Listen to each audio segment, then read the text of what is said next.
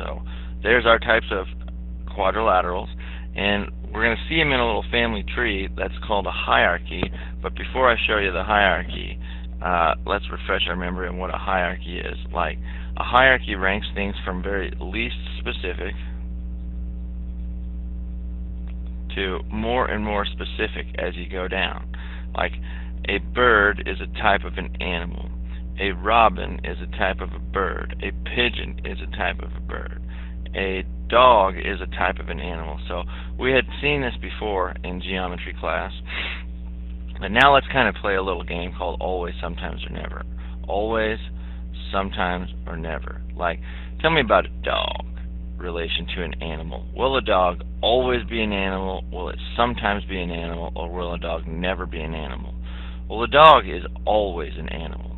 And how can I tell that? Because dog is below animal in the hierarchy. Like, when you're below what you're questioning it to be, we're questioning it to be an animal, you will always be that. But how does a how does a bird relate to a pigeon? Will a bird always be a pigeon? Will a bird sometimes be a pigeon? Or will a bird never be a pigeon? Well, since bird was above pigeon, right?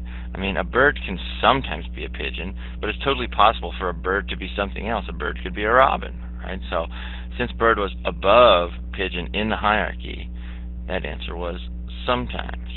So, let's see how that game works with this quadrilateral hierarchy. Okay, first let's study it. This is the most least specific quadrilateral that we have around. It's just called the quadrilateral. It's just a polygon with 4 sides. And then if we branch off to the right of that, the next least specific is a trapezoid. It's just got at least 1 pair of parallel sides. And then hopefully you understand that an isosceles trapezoid is a type of a trapezoid. It's still got at least 1 pair of parallel sides, but it's also got base angles equal. But notice this, a parallelogram is a type of a trapezoid because it does have at least 1 pair of parallel sides. It's actually got 2 pairs of parallel sides. And then this rectangle right here, according to what the hierarchy says, this rectangle is a parallelogram. It does have 2 pairs of parallel sides. We just don't mark them the same, but it's true that these guys are parallel to each other and those guys are parallel to each other. This isosceles trapezoid, or a rectangle, is also an isosceles trapezoid because it's got at least 1 pair of parallel sides and it's got some base angles equal, right? So that's all cool in the neighborhood. What's also a fact is that a rhombus is a type of parallelogram. So these sides it's got 2 pairs of parallel sides, but what's fancier about it, it's also got 4 equal sides. And then hopefully you kind of saw the little marriage that if a rhombus and a rectangle got married, something with 4 equal sides and something with 4 right angles, they would have a square. There's just like one oddball in this family tree besides the quadrilateral, if you don't count that guy. Right? The only oddball is a kite, because it's the only one that's not connected to trapezoid at all. Like right here, there's its own little hierarchy of trapezoids. Like all of those are connected underneath the trapezoid in some way or another, meaning they all have at least 1 pair of parallel sides. This kite is not, meaning it's the only dude besides the plain old quadrilateral that does not have at least 1 pair of parallel sides. It's just got 2 distinct pair of consecutive sides equal. So, oddball. That's alright though. Let's play that always, sometimes, or never game. So we need the hierarchy. This is like our answer key to this game. First off, we're just going to fill in the blank with always, sometimes, or never. We're going to do A, S, or N. And parallelogram, will it always be a polygon? Will it sometimes be a polygon? Or will it never be a polygon? Well, this one's like so generic, excuse me, that it's easy. A parallelogram will always be a polygon. Right? Remember the rules to be a polygon from way back in the day.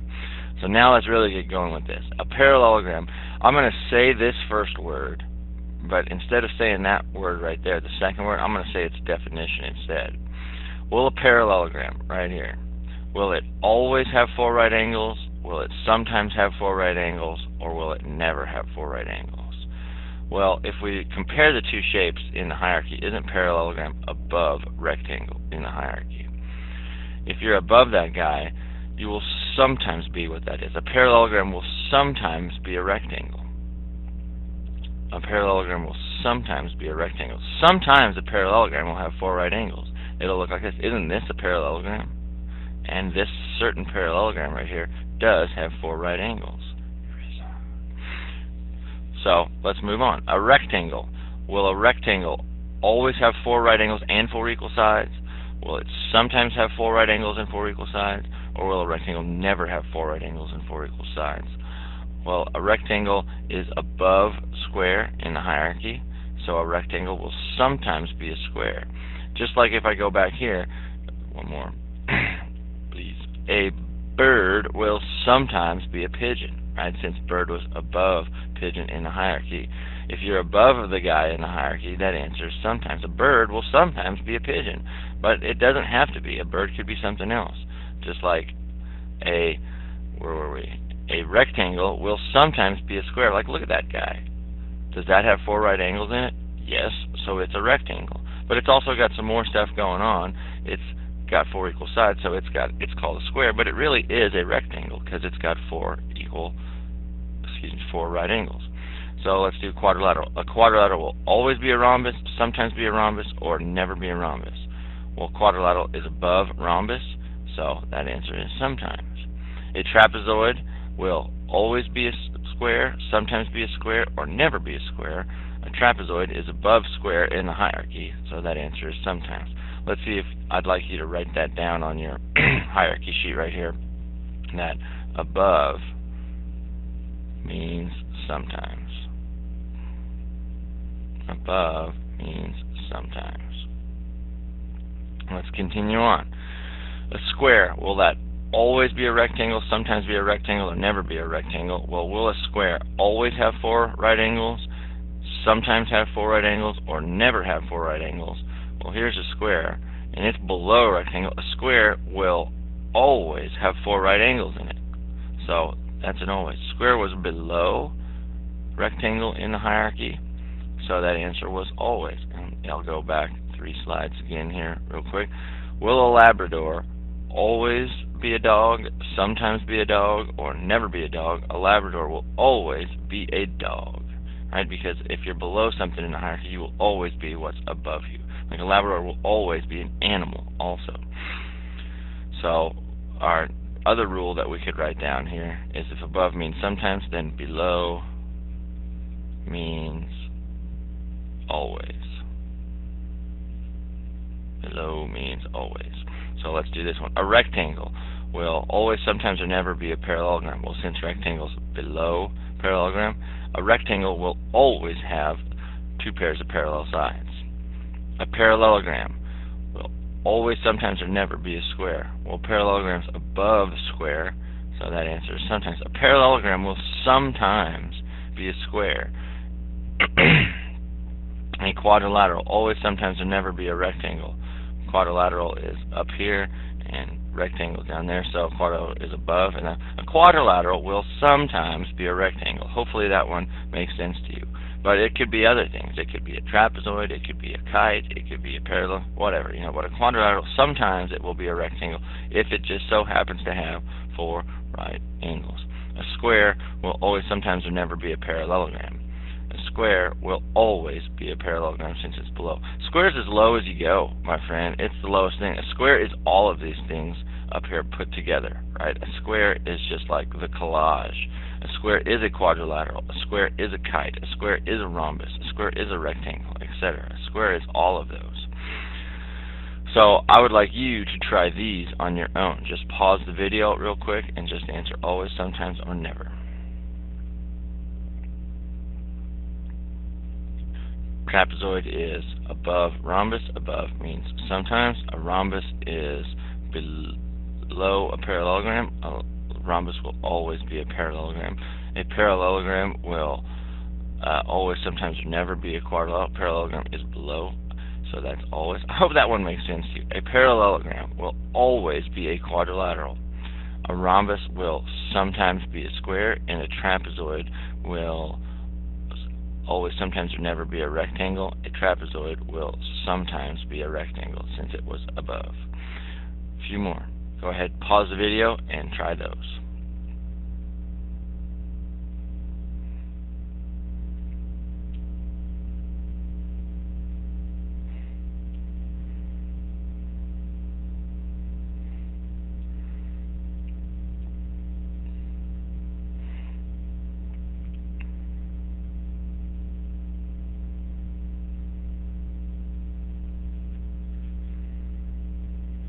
There's the answers to those, but let's talk about 19. A rectangle will always, sometimes, or never be a rhombus. Well, here's a rectangle, and here's a rhombus. It's like they're side by side, so it's not like it's above and it's not like it's below, but a rectangle will is sometimes a rhombus because it happens right here. Isn't this a rectangle? Doesn't that have 4 right angles? Isn't that a rhombus also? It's got 4 equal sides. So that answer was sometimes. Even if they're side by side, that answer is sometimes.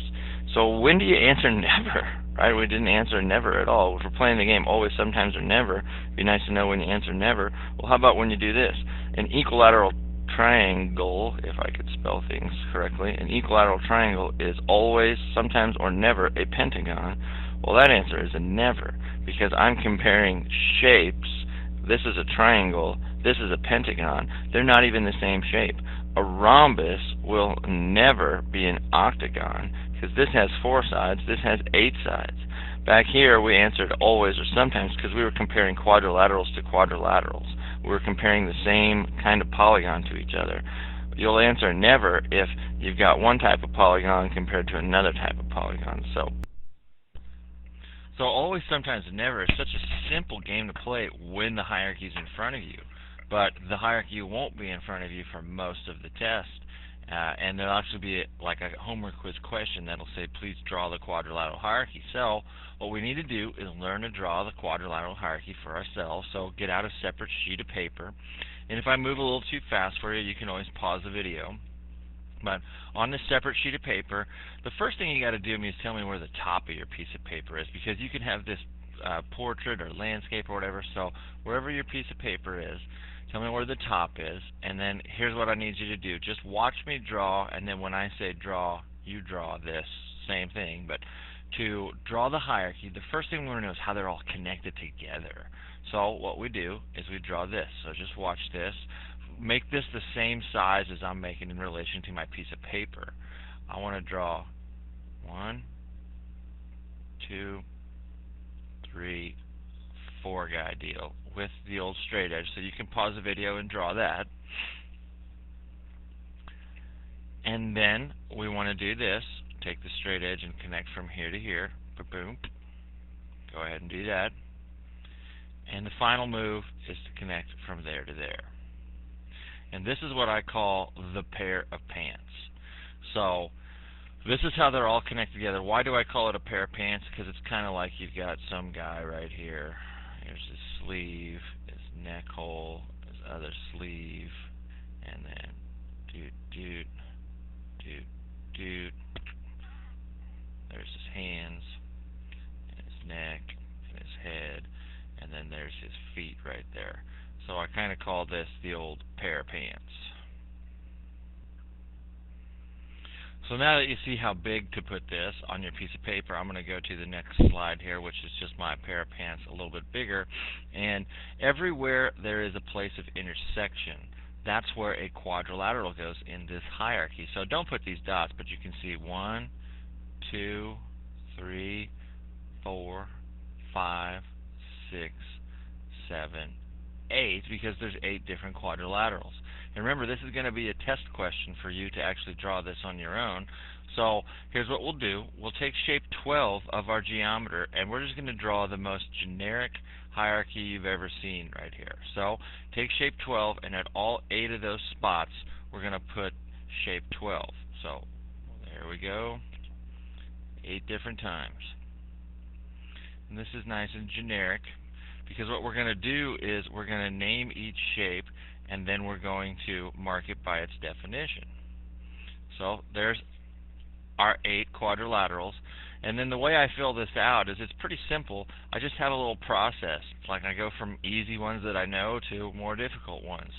So obviously, being as how this is the hierarchy of quadrilaterals, a quadrilateral is at the top. You must spell it correctly with no abbreviations. So it's quadrilateral. And then remember, its definition is it's just a 4-sided polygon. So we'll put the definition with an asterisk by it.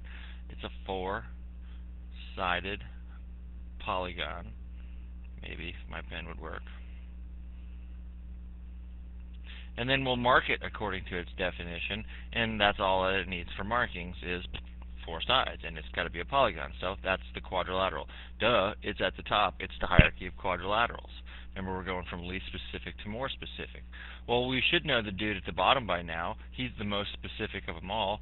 He's the square. So his definition is he's got 4 right angles, and we can abbreviate in the definitions, just not the name of the shape. 4 right angles and 4 equal sides. So again, the name of the shape must not be abbreviated, but in the definition you can do whatever you need. And to mark that, we put the 4 right angles and the 4 equal sides. Tick, tick, tick, tick. So that's the first 2 that I'd go to. Quadrilaterals at the top, squares at the bottom. Then we've got the old oddball in the family. He's way out in left field. And if you know anything about how like a baseball diamond is arranged, this is left field over here. So our kite, he's the weird guy in the family because he doesn't have any parallel sides. So he's way out here in left field. And his definition is the hardest also. It's got 2 distinct pair of consecutive sides equal. 2 distinct pair of consecutive sides equal, and then that means like these 2 guys are the same and those 2 guys are the same right there. Then from there I kind of move over to this brother right here because he's like this whole hierarchy of trapezoids going on right here, so he's the trapezoid. Gotta spell him correctly. Trapezoid, that's why I say trapezoid instead of trapezoid. His definition, he's got at least 1 pair of parallel sides. At least 1 pair of parallel sides, and then we mark him like so. There's at least 1 pair of parallel sides. Well, directly to the right of that is another type of trapezoid. He's the isosceles trapezoid. Remember, you can't abbreviate the name of the shape here, so it's isosceles trapezoid. Got to be spelled correctly also. He's the hardest one to spell. His definition is so easy. It's the same definition for trapezoid all over again. It's got at least 1 pair of parallel sides, but it's also got base angles equal. So, and base angles equal. So to mark them, I'd be like boom, boom. And then to mark those base angles, the arc marks have to be on the same parallel side, the same base. So it's like, see how both arc marks touch that guy right there? So there's my isosceles trapezoid. And people are pretty familiar with the guy in the middle. The guy in the middle is the parallelogram. Para, double the L, O, gram. Parallelogram. His definition is he's got 2 pairs of parallel sides. And we've got, there's 1 pair, and then the second pair's got to have a different amount of arrows on them. So it's down to the last 2, between a rectangle and a rhombus. And we used to mess these up more often than not. These would be the 2 that would get switched around until we started thinking about, well, what's the definition of a rectangle? Well, a rectangle has 4 right angles. You know, it wouldn't have 4 left angles. It would have 4 right angles. So this is the guy on the right. He's got 4 right angles, and that's my rectangle definition. 4 right angles. And then finally our rhombus over here with an H, rhombus. I always say that's what our friend Rom takes to school, the rhombus. It's got 4 equal sides. So So learning to draw it on your own is a great deal. Remember, this will be a test question, and even further than that, it'll be draw the quadrilateral hierarchy, mark each picture according to its definition, put the name of the shape next to it spelled correctly with no abbreviations, write the definition next to each shape with an asterisk, list all properties with a hyphen underneath it. So we haven't learned the properties yet. That's what we'll do later, but there's more to this. So I hope you start taking it very seriously of getting these things memorized. What we did in class is we took our piece of paper and we flipped it over and we tried to draw this again ourselves. I asked you to do that, you know, but I can't control what you do when you're in video land. Now, to the back side of this, we've just got some more problems here. It says recognize the type of quadrilateral, then find its area. Well, this quadrilateral's got 4 equal sides, so he's a rhombus.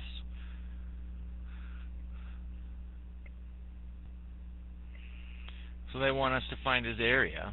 So here's our quadrilateral section of our cheat sheet for formulas. Remember, there's no square on there and there's no rectangle on there because those you need to have memorized. But when it comes to a rhombus, there's no rhombus on there either. There's just trapezoid, parallelogram, and kite. Well, that's because we have to use the fact of the hierarchy to realize that a rhombus is a kite and a parallelogram put together, right? Those are his parents, if you will. So I have to say, oh, I got you. If it's a rhombus, I could use either one of these formulas. So I could use the formula for area of a kite. I could use the formula for area of a parallelogram. To do that, thank you, hierarchy. It kind of depends on what information they give us. So they say the distance from A to C is 3.6. Take your straight edge. Let's draw that in. That's 3.6 centimeters. And then the distance from B to D is 2.1 centimeters. And as you can see, what they have given us here is like these are the information about the diagonals. So when it comes to which formula I would use, trapezoid doesn't even fit in the case right here. I mean, we don't want to use it. We could, I guess, if we wanted to, but between parallelogram and kite, this is the one that fits because we have the information about the diagonal. So we'll write the formula down, and I know you'll curse at me for having to write that formula down all the time, but it's good for you. Trust me, I've done this a long time. Then we substitute in area equals 1/2 times diagonal 1 times diagonal 2, which it doesn't really matter which one's which. And then we go and punch that in our calculator. 1/2, which we can just type in as 0.5 times 3.6 times 2.1. We get the old equals button, and it gives us a nice clean decimal that is not dirty, so we won't round that off. Area equals 3.78. And our label, of course, would be centimeters squared in this situation. In our next problem here, this is recognize the shape. Well, this is a parallelogram. Gotta spell it correctly. And we have his formula on our cheat sheet. It is area equals base times height. So here's where we start getting into the old problem. We need a base, which is a set of the parallel sides. So I could use these green guys if I wanted to, and some properties about parallelograms that you probably already know and will learn is that these opposite sides are equal. So if this is 14, this is 14. But see, these red guys, these are also bases because they're parallel sides, and the bases are defined to be the parallel sides. But I don't want to use those red guys for my bases. They're all oblique looking. I like these nice horizontal green ones. So I got my bases of 14, but I need a height. And friends, we got to buy into the fact that height is another word for altitude, and altitude is perpendicular. You need a segment that's perpendicular between the two bases, and this 12 isn't going to work because it's at a 45-degree angle. So we played around in class, and we saw here's an altitude right here. If I draw it in, you must drop in a right angle box. There's an altitude, but he doesn't do me any good. It's like, how am I supposed to figure anything out with him? This one is way better to draw in. And the reason why the red one is better than the blue one is because even though they're both the same thing, this red one forms an awesome triangle over here. And not only is it just a triangle, it's a right triangle. And this is our height, so we will call that h for our variable. That's the variable we want to use. And when I have a right triangle, I'm looking to do the old Pythagorean theorem. But the problem is, I don't have like enough information right now to do the Pythagorean theorem. You need a representative at all three sides. You know, it's like people say you got to know two sides to do the Pythagorean theorem. Not necessarily. You need a representative for all three sides. And here, h represents this guy, and 12 represents this guy, but over here I have no representative for him. So we could make up another variable, but that's not going to do us any good. You want the same variables in this, so we're solving. So let's see what else we have besides this h and this 12. Oh, 45 degrees right here. I'll bet you that's going to play a pivotal role, because in a triangle, there's only 180 degrees possible. And if this much is 90 and this much is 45, well, we could figure out the missing angle, and it's going to have to be 45 degrees. And what's so whoopity-doo-dah about that? Well, if this is 45 degrees and that's 45 degrees in this triangle, since it's got like two angles the same, aka base angles the same, that means that this triangle is isosceles, and these two guys right here are the same length because they're the guys opposite those. So if this is H, then this guy right here is also H, because this is an isosceles triangle. And now, oh sweet, even though I don't know two sides, I have a representative at all three places of this triangle, and they're the same variable of H. So I can do the Pythagorean theorem and say H squared plus H squared will equal 12 squared. And what's so great about that is these are like terms. 1h squared plus 1 more h squared is 2h squareds, and that will equal 144. And then we need to get h squared all by itself. Guys, you can't square root until you get h squared all by itself. So we get rid of this times 2 by dividing by 2. And now that h squared is all by itself, we can finally square root to get rid of the square, and h equals the square root of 72. Now that radical will simplify, because 36 is the biggest perfect square that goes in there, and it goes in there twice, so the height is 6 square roots of 2. Then to find my area, remember we're not done, we were told to find the area.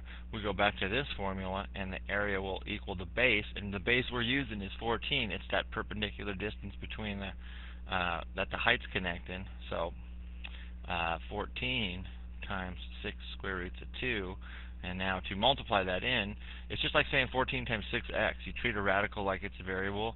You take 14 times 6,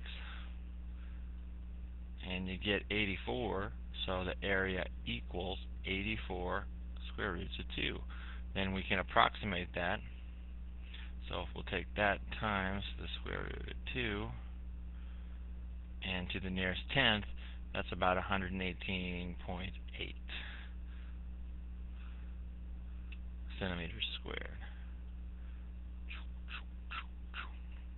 The key was it had a 45-degree angle in it, so we could drop that height in and get an isosceles right triangle out of this situation. 23, we got to identify the type of this guy. Well, he's got at least one pair of parallel sides, and these base angles are equal, so that's an isosceles trapezoid. Got to be spelled correctly. They want the area. Well, it's a trapezoid, so it will fit under the category of area equals 1/2 times the height times base 1 plus base 2 as a quantity. And we kind of jumped the gun on this. We're doing stuff. We need to know the properties of a trapezoid before we can actually figure this out. Well, I can tell you that one of the properties of a trapezoid is that it's got a symmetry line right here through the bases.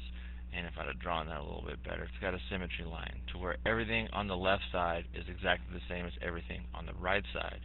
And based off that fact, when we drop our heights in, we want to drop in two heights every time in an isosceles trapezoid. We want to drop a height in here, and we want to drop a height in here. And don't forget, you always have to put the right angle box, otherwise it's not a height. So here's a height, and here's a height. Well, the beauty in an isosceles trapezoid is the old symmetry line, because we can't use that trick that we just did. This is not necessarily going to be an isosceles triangle because we don't know if that's 45 degrees or not. They don't tell us that. So what we realize is the symmetry line kicks it all off.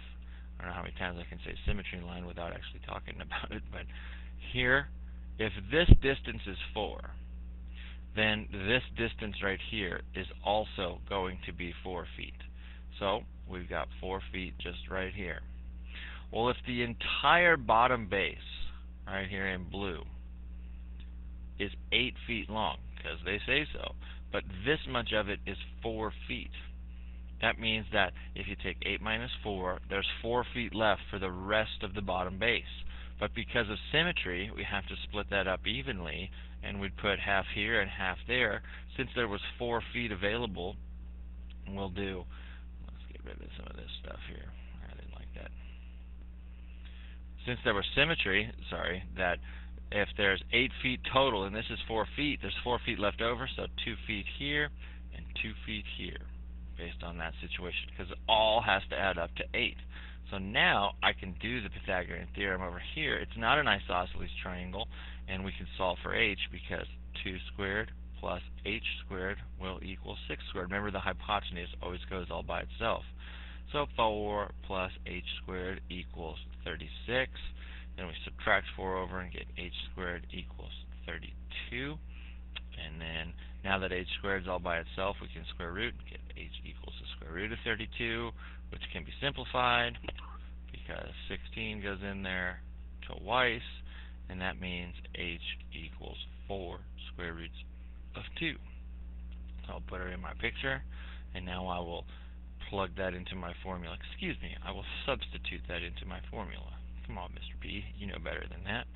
So the height was 4 square roots of 2, and then the two bases, one of them was 4, the other one was 8.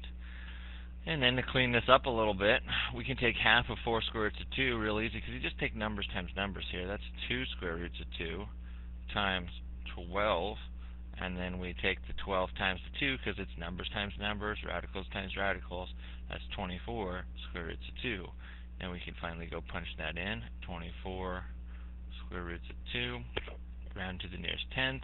That'd be 33.9, because this number right here is not 5 or larger, so which is about 33.9 square feet. Baby. One more. Type. This again is a rhombus.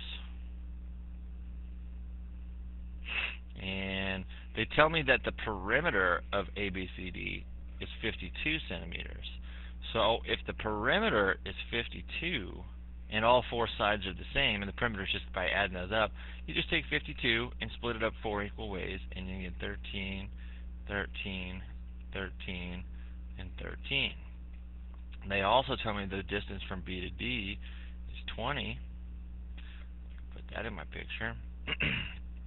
And let's see how I want to find the area of this puppy, because that's the question, find the area.